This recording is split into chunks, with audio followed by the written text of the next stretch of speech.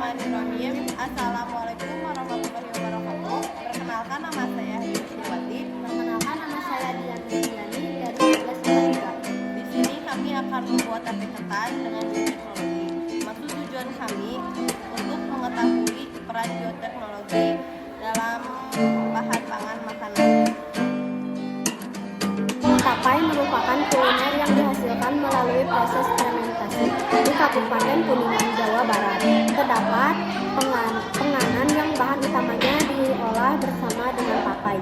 Masyarakat Kuningan menyebutnya dengan tapai ketan.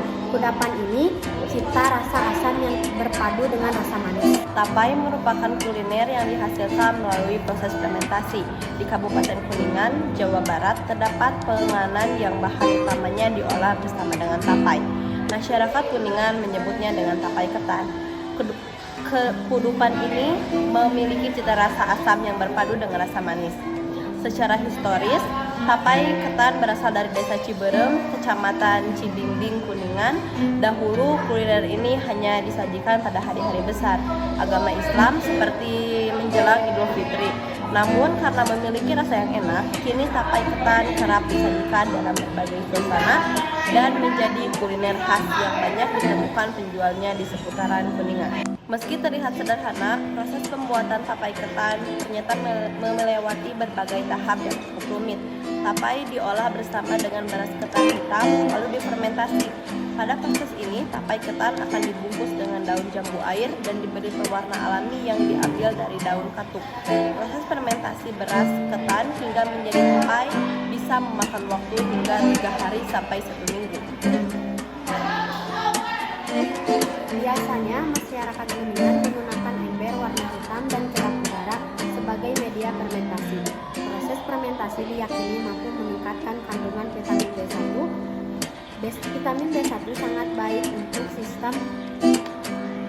sistem saraf, sel otot, dan sistem pencernaan pada tubuh manusia.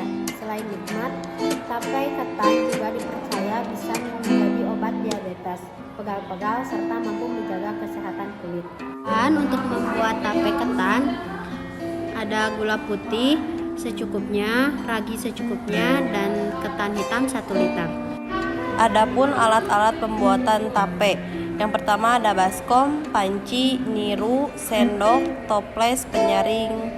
Pertama, pilih dulu beras ketan jika ada yang kurang bagus. Setelah dirasa bersih, masukkan ke dalam baskom. Kemudian cuci beras ketan hingga bersih. Ulangi selama 3 kali.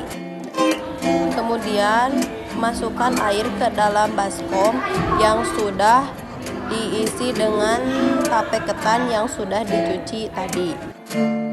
Kemudian beras ketan yang sudah diisi direndam selama 8 jam. Ini kondisi beras ketan setelah direndam selama 8 jam. Setelah didiamkan selama 8 jam, kemudian buang airnya.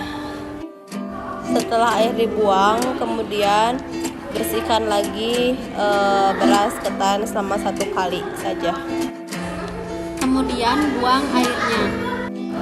Setelah air dibuang, kemudian masukkan ke dalam panci.